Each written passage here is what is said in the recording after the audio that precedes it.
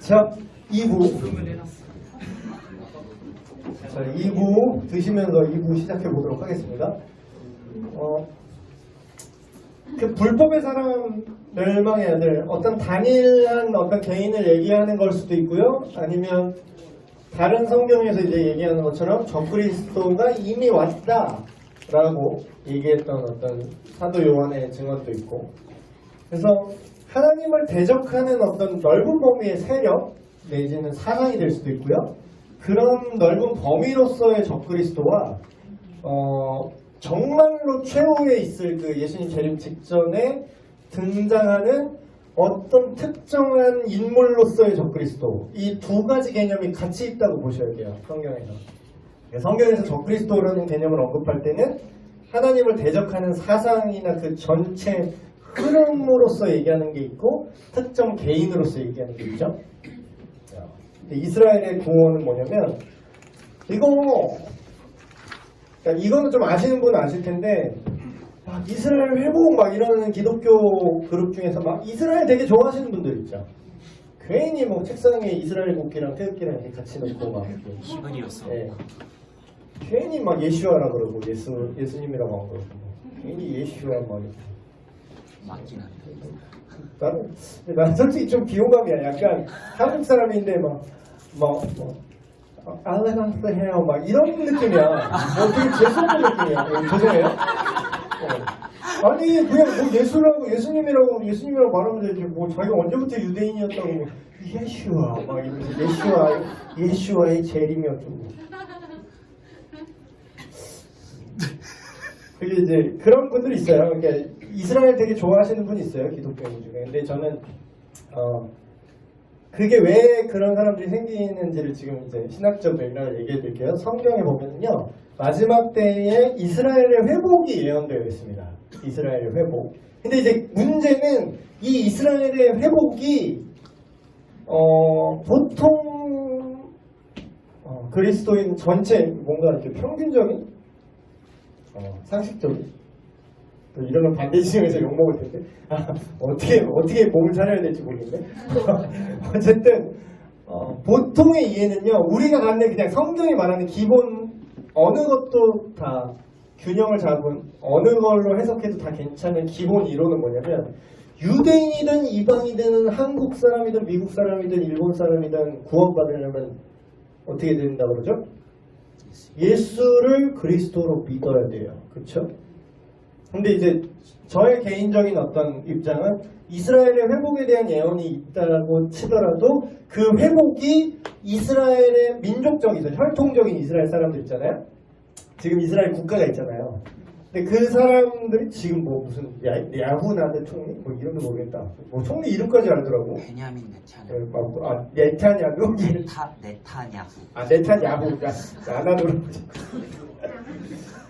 막 그 이스라엘 총리 이름까지 외우고 다니면서 막 그 이스라엘을 위해서 회복을 위해서 기도하고 막 그러더라고요. 근데 물론 이제 그게 나쁜 건 아니잖아요. 뭐 저주하는 거 아니니까.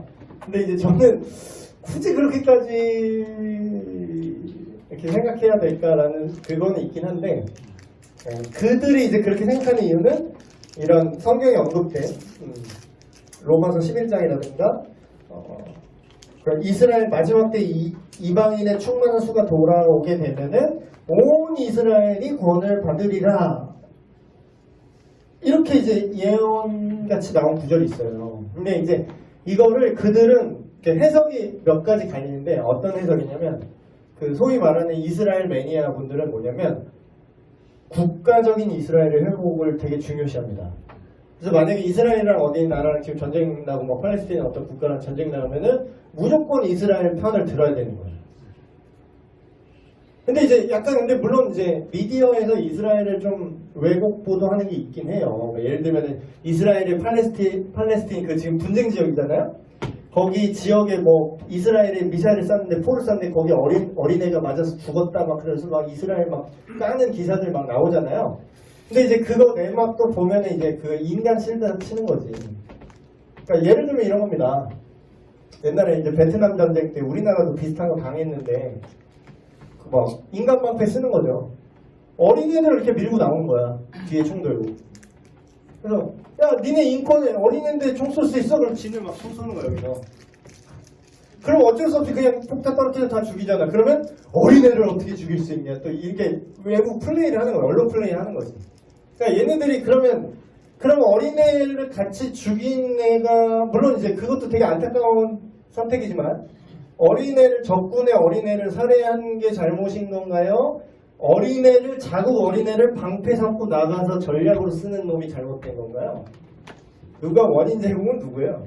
근데 이제 팔레스타인이 이런 식으로 더티하게 많이 해요. 그래서 이제 이스라엘이 이제 많이 좀 욕을 먹지. 근데 이제 그것까지도 성경에 예언이 돼 있어요. 온 나라가 이스라엘을 미워할 거라고. 근데 이제 지금은 다행히도 뭐 다행인지 불행인지 모르겠는데 또 뭐 트럼프 대통령 사위가 또 이스라엘인이잖아요. 네, 그래가지고 뭐 지금 수도를 미국 대사관을 뭐 예루살렘으로 옮기네 어쩌네 지금 뭐 이게 국제 정세 얘기하고 있는데, 근데 이런 거에 되게 민감해 이분들은. 왜냐하면 이스라엘의 국가적인 이스라엘의 회복을 이 종말의 성취로 이해를 하세요.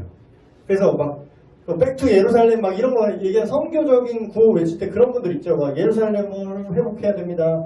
예루살렘을 가야 됩니다. 이분들은 그 국가적인 이스라엘의 회복이 예수님의 재림 시기를 자기들이 땡길 수 있을 줄 알아.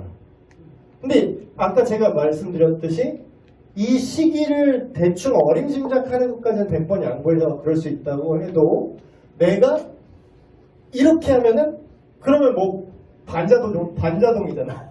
자동 소총은 아니잖아. 반자동 소총 아니야? 내가 이 버튼 누르면 예수님 재림하시는 거잖아. 근데 이게 성경적 개념일까요? 내가 이 버튼을 누르면, 내가 이 조건을 만족시키면은 교수님이 지금 불시 시험을 보실 거예요. 그때 나는 답을 입력하면 돼. 이게 성경적인 세계관이 아니죠? 그래서 저는 이스라엘 한 사람 별로 안 좋아해요, 개인적으로. 이스라엘 빠들. 그래서 근데 제 입장은 그래요. 공식 입장. 이스라엘의 긍휼을 여기는 거 좋다. 근데 그게 그 사람이 혈통적으로 국가적으로 그 사람이 유대인이기 때문에 긍휼을 받아야 되는 게 아니라, 예수님, 그들에게도 동일하게 예수님이 필요하고 예수님의 약속이 그들도 예수를 믿게 돼서 회복된다는 거라면 나는 이해를 하겠는데, 그것과 별도로 자기들이 예수를 믿든 안 믿든 그 이스라엘 국가를 회복하고 국가를 그냥 구원하신다? 그거는 별로 성경적인 생각은 아닌 것 같아요. 이것 때문에 좀 막 다툼이 있고, 같은 그리스도인 안에서도 막 나는 종말을 몰라 또 이러면서 또 막 이렇게 다툼이 있는데, 그렇습니다. 그래서 이런 징조들이 있는데 또 헷갈리지 않아요? 더 헷갈리죠. 징조를 봤는데 저도 처음에는 이런 말세에 이런 일이 있고 그걸 내 마음대로 좀 자의적으로 해석을 한 거죠. 이런 큰 환란이 있는데 이게 무슨 3차 대전이구나 하고 내 스스로 그냥 해석을 하는 거지. 여기 성경에 기록되어 있는 이런 큰 환란은 3차 대전이겠고, 어떤 사람은 남방왕이 그 계시록을 자세히 보시면 막 의문의 구절들이 상당히 나옵니다. 막 남방왕이 북방왕을 북방왕이 남방왕을 치고 어쩌고 저쩌고. 근데 이거를 또 막 이렇게 해서 남방왕은 대한민국이고 북방왕은 북조선 인민공화국이고 그래서 3차 대전은 한국에서 일어나며 막 이런 거 깨워 맞추는 걸 하면 안 돼. 그러니까 그게 실제로 어떤 건지를 우리가 예상하고 그런 게 의미가 없어요. 우리한테 정말 재림을 우리가 생각해야 되는 건 그걸 맞추는 게 포인트가 아니라, 그거 알게 뭐야. 그게 그 남방왕인지 3차 대전이 우리나라에서 일어날지 중국이랑 미국이랑 싸우는 걸지, 그걸 왜 그걸 우리가 계산해야 돼요? 우리가 정치인도 아니고 우리가 군인도 아니잖아. 그걸 계산하는 건 참 어리석은 일이고, 이게 그겁니까? 이게 그겁니까? 이거보다는 성경은 뭐라고 얘기하냐면요, 그냥 예수님 믿으세요. 예수님 믿는 대로 잘 사시고 복음 전하세요. 되게 더 간단하지 않아요? 그럼 그때가 되면 그냥 우리가 알게 될 거라는 거죠. 그래서 여기선 이 두 가지 긴장이 계속 있어요. 어느 구절을 보면 곧 오신다 이렇게 얘기하고, 어느 구절을 보면은 재림 전에는 이런 징조가 있을 거다 이렇게, 이게 헷갈리는 거야 사람들이. 근데 이제 이거를 여러 가지 해석에 따라서 이제 사람들 제가 이제 봤는데, 첫 번째 해석은 이거예요. 그냥 어느 한쪽을 고르는 거지. 그리스도께서 아무 때나 오지 않으시고 재림 전에는 각종 징조가 성취되는 기간에 따라 예수님의 재림을 우리가 예상할 수 있어요. 제가 옛날에 이랬거든요. 제가 옛날에 가졌던 관점이 이거예요. 그래서 어거지로 좀 끼워 맞춘 거지. 아 그래 이유가 통합되고 세계 단일 정부의 대통령이 나와서 적그리스도가 이게 적그리스도가 아마 티가 날 거예요. 우리가 모르고 싶어도 모를 수가 없어. 정점에 사는 자가 반드시 나타나게 돼 있어요. 그 사람은 아마 정부, 경제, 문화, 종교, 정치 이걸 다 통합할 겁니다. 만약에 그런 존재가 나온다면 그러면 그건 누가 봐도 티가 나지 않겠어요? 그거? 그런데 이러면서 이제 생각하지. 아 그러면 안전빵. 왜냐면 아직까지 그런 사람 안 나왔거든. 그럼 뭐야? 아, 아직은 예수님 안 오시는구나. 약간 이런. 근데 그거는 성경이 말하는 바는 아니잖아요. 그러니까 이거는 이 해석의 문제점은 몇 년 안에는 절대로 재림하지 않으실 것이라고 우리가 안심하게 된다는 거죠. 근데 사실 성경은 우리한테 안심하라고 말한 적이 없어요. 항상 깨어있으라고 얘기하지. 그러니까 뭔가 이제 상충되죠. 이렇게 해석하면. 두 번째는 이렇게 해석하는 거죠. 아 그래 그럼 진짜 아무 때나 오실 수 있어. 그래서 막 여기 되게 복잡한 얘기를 썼는데 그래서 이중재림이라는 개념이 또 있어요. 그래서 언제든지 오시는데 이 세상에 있는 예수님 믿는 사람을 구하려고 비밀리에 오신다는 거예요. 비밀리에 예수님 재림하셔서 정말 믿는 몇몇 사람만 하늘로 올려가고 그리고 그 후에 이 땅에서 7년 대화나 이것도 요한계시록 열심히 읽어보신 분들은 7년에 3년 반, 전 3년 반, 후 3년 반의 기간을 환란의 기간을 분명히 예고하고 있고 심지어는 다니엘서에 이 내용이 나옵니다. 그러니까 이 예언이 그냥 지금 여러분 막 노스트라다무스 예언도 막 미스텍 튜브 이런 것도 보시잖아요. 그럼 진짜 예언 지금 현재 진짜 현존하는 예언이 진짜 뭔지 알고 싶어요? 진짜가 나타난다고요? 그거는 계시록에 나오는 예언들이 진짜 현존하는 예언이고 가장 신빙성이 높은 예언 기록이라고 보시면 됩니다. 그래서 관심 있는 분은 좀 덕질 좋아하시고 이런 분은 이제 그걸 유심히 보셨을 거예요. 그 7년은 도대체 뭘까? 근데 동일하게 제가 대답을 하는 거는 그때 되면 우리가 모르고 싶어도 그냥 알게 돼요. 왜냐면 극심한 그 약간 온건한 3년 반의 통치와 그 다음에 이제 완전 극심한 3년 반의 핍박이 있을 것이다 이렇게 얘기하거든요. 근데 이제 그 핍박이 뭐냐면 예수 믿는 사람 잡아 죽이는 거예요. 근데 헷갈린 거는 그게 아직 왔나 안 왔나 우리는 아직 안 왔다고 생각하죠. 우리는 북한은 이미 왔어요. 그러니까 저도 이런 관점을 전에는 몰랐는데 신학교 가서 그 계시록 강의 요한서신 강의 이렇게 듣는데 제 관점이 아 너무 한쪽만 봤구나 라고 제가 깨달은 게 그렇게 해석하면은 이미 전 지구적으로 종말의 징조들은 사실 이미 사인이 계속 오고 있어요. 첫째 그날에 지진과 기근이 있을 것이요 이렇게 있죠 성경에. 실제로 그 지진 그 빈도수 도표 보셨어요? 소름 돋 점점점 지진 빈도가 이렇게 올라갑니다. 그러니까 어떤 사람은 옛날에는 관측 그런 기술이 없었기 때문에 옛날에 비해서 빈도가 늘어나는 것처럼 보이는 거지 실제로 그렇진 않다 뭐 이렇게 실드 치는 사람도 있는데 그렇게 따지면은 갑자기 이렇게 되고 똑같아야 되잖아. 근데 왜 계속 이렇게 늘어날까? 지진의 빈도가 전 지구적인 지진 빈도가 첫째 지진과 기근이 있어요. 우리 기근 없는 것 같죠? 기근 지금도 전 지구적으로 엄청나게 있습니다. 저기 아프리카 대륙 가거나 소말리아 가보세요. 쓰레기 뒤져서 먹고 살고 기근 엄청나요. 그럼 뭐예요? 지금도 이미 언제 오셔도 이상하지 않아. 이렇게 생각하니까 되게 소름이죠. 내가 살고 있는 대한민국은 안 왔으니까 괜찮을 줄 아는데. 그래서 이런 이중재림이나 뭐 이런 것들을 해석하는 것보다는 그냥 결론적으로 얘기를 하면은 보이지 않지만 징조가 이미 성취되었을 수도 있다는 관점이 있어야 돼요.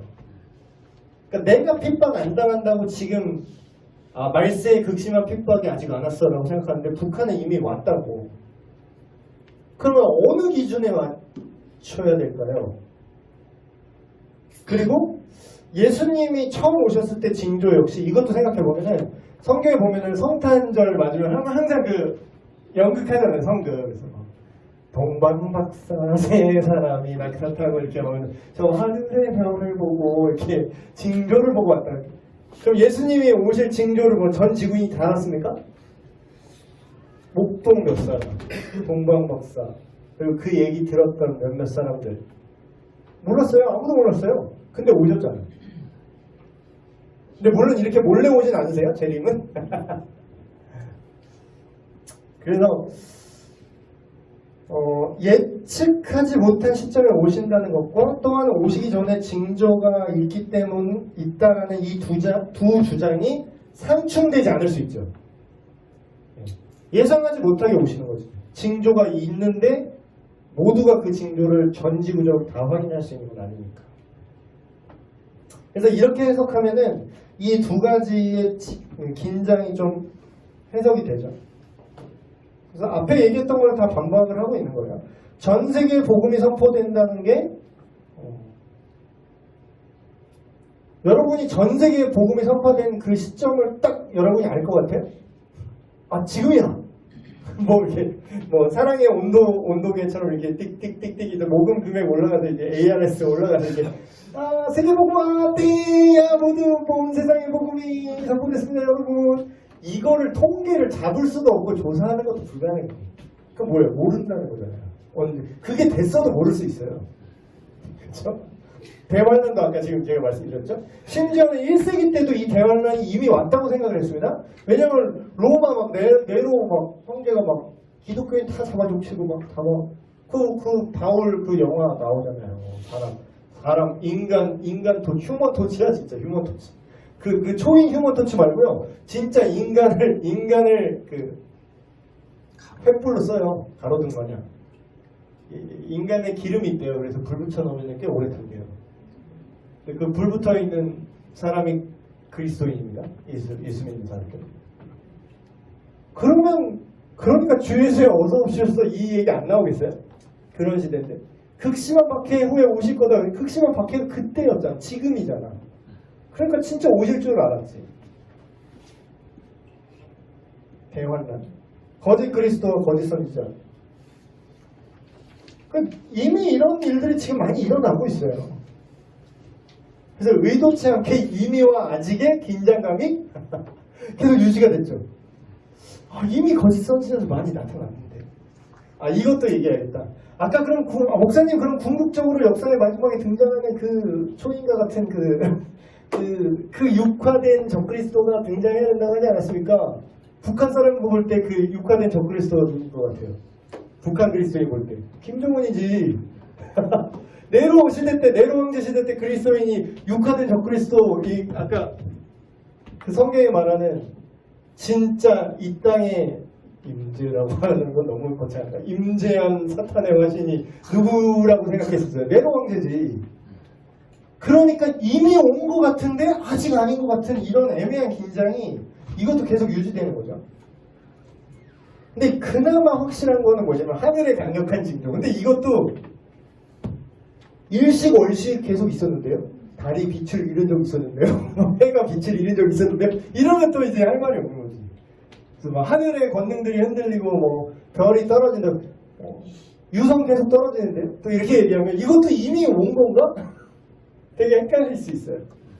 달이 뭐 붉게 변하고 뭐 강이 피가 되며.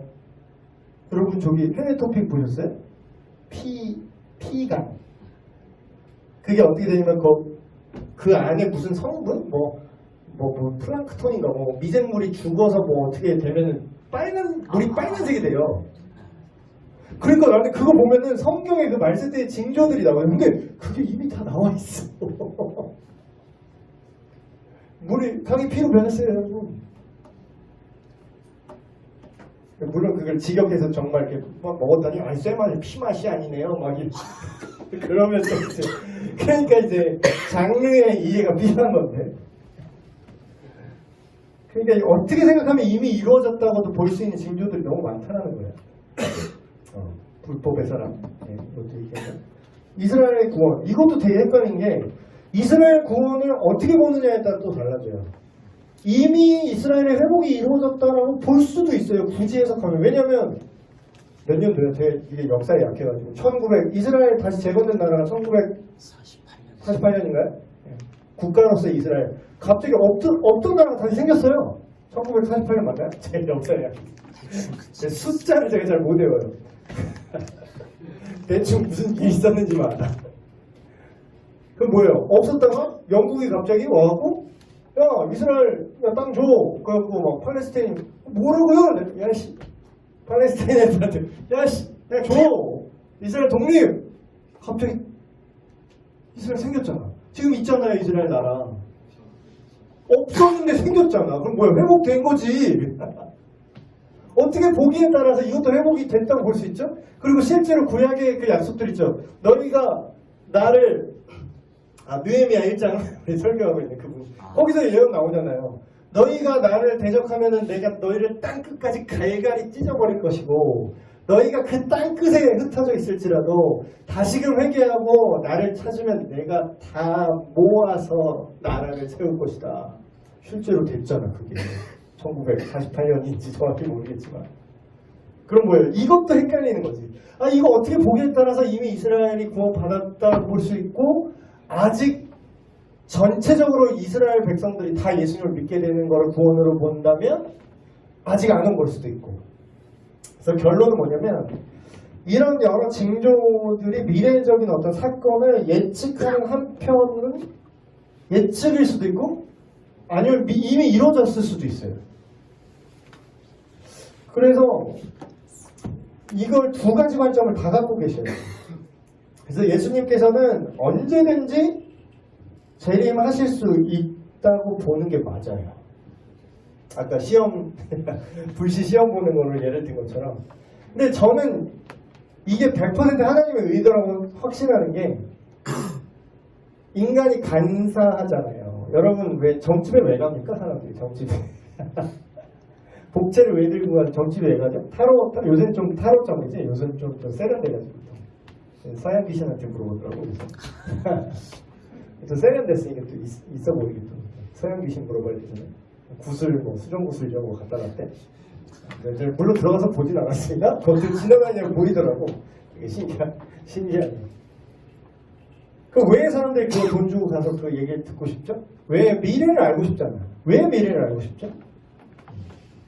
근데 하나님이 왜 미래를 알려고 하지 말라고 그랬을까요? 성경에 보면은 왜 신접한 자, 지금으로 말하면 그 점술가, 미래 맞추는 점쟁이 말하는 거거든요. 그 사람한테 얘기하지 말아라, 물어보지 말아라. 그 신접한 자는 죽여라. 이렇게까지 얘기해요. 물론 이제 그 시대적 배경이 다르긴 하지만 그렇다고 오늘 좀 좀 칼들고 타로쯤 들어가면 안 돼요. 그럼 이제 철컹철컹입니다. 은혜로 그 사람에게 복음을 전하는 복음했지. 그러면 큰일 납니다. 결국은 미래를 알고 싶은 거예요. 근데 여러분 만약에 정말 미래를 여러분이 알면 여러분 행복할 것 같아요? 우리가 행복할 것 같으세요? 미래를 알면? 아닐걸요? 아마 아닐걸요? 내가 언제 죽는지 여러분 본인이 아시면 행복할 것 같아요? 그 웹툰 그런 거 있잖아요. 타이머 이랬죠. 보여. 남은 수명이 보여. 잠깐 막 이래. 상상해보기 좋아요, 사람들이. 그럼 되게 불행할 거예요. 그리고 사람들은 더 자포자기하게 살 확률이 아주 높습니다. 그러니까 하나님께서 인간의 악함을 아시고 오히려 인간을 보호하기 위해서 우리가 왜 어린애들한테 몰라도 돼 이런 말 하잖아요. 근데 그 몰라도 된다라는 게 무시해서 그러는 것도 물론 있겠지만 아니 그거는 지금 여기 의도는 아니고 몰라도 돼 할 때 그거를 알았을 때 오히려 안 좋은 정보들이 있죠.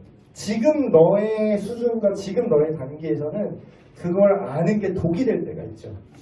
그러니까 하나님께서도 우리에게 그 정보를 가리는 것들이 있어요.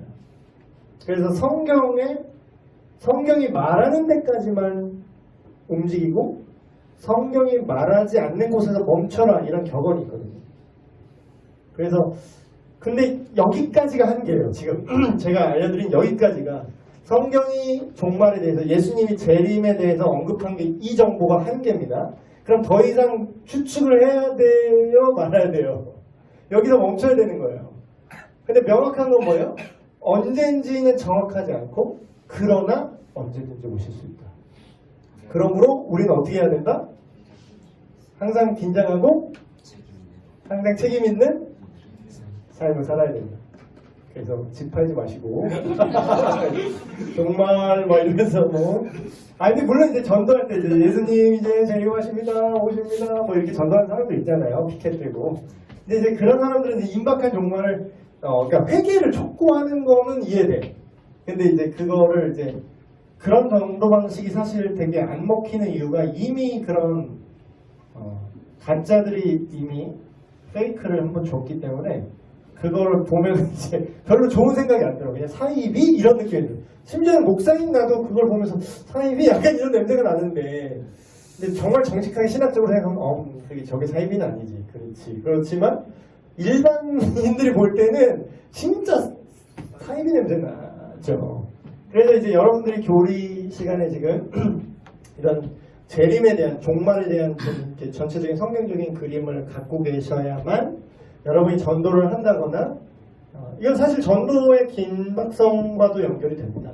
예수님 다시 언제 오실지 모르기 때문에 그 전까지 힘써 사랑하는 주변 사람들에게 예수님의 진리를 이렇게 나누고 예수님이 구원이시다라는 걸 우리가 긴박하게 나누고 그렇다고 해서 전 또 이렇게 생각해요. 우리 예수님 언제 오실지 몰라. 큰일 났어 지금 당장 너 예수 믿어야 돼. 막 목 잡고 막 흔들어. 그럼 이게 더 전도가 안 돼. 그러니까 기도하시면서 그냥 항상 그런 라이프 스타일의 관점을 가지시는 게 되게 중요한 것 같아요. 좀 꼭 치우친 분들이 지금 어떻게 쇼부를 보려고 하시는데 제가 막 그런 운동하시는 분들을 되게 제가 존경하는 이유가 뭐냐면 그분들이 되게 그리스도인 마인드가 있더라고. 그리스도인 마인드가 뭐냐면요. 그냥 삶이랑 나의 퍼포먼스가 삶이랑 하나야. 그러니까 보디빌더의 삶을 사시려면 항상 그렇게 먹어야 돼요. 항상 식단을 그렇게 유지를 해야 되고요. 항상 운동을 해야 돼요. 오늘 내가 대회 잡혔으니까 대회 때 운동하면 되지 하고 평상시 때 이렇게 놀고 있다가 막 피자 막 먹고 배 막 이렇게 나가고 기름진 거 먹고 이렇게 하는 운동 안 하고 이렇게 살다가 갑자기 이제 대회 때 하는 게 아니라 항상 그렇게 사시더라고. 항상. 그러면서 제가 저거 완전 그리스도인 삶인데 오히려 더 되게 감동했어요. 왜냐면 항상 그때 일어나고 항상 운동하고 항상 식단을 그렇게 먹더라고. 물론 이제 시즌기 때 더 빡세게 더 지방 빼고 이런 건 있겠지만 기본적으로 항상 유지를 해요. 그날이 언제 이럴지 모르기 때문에.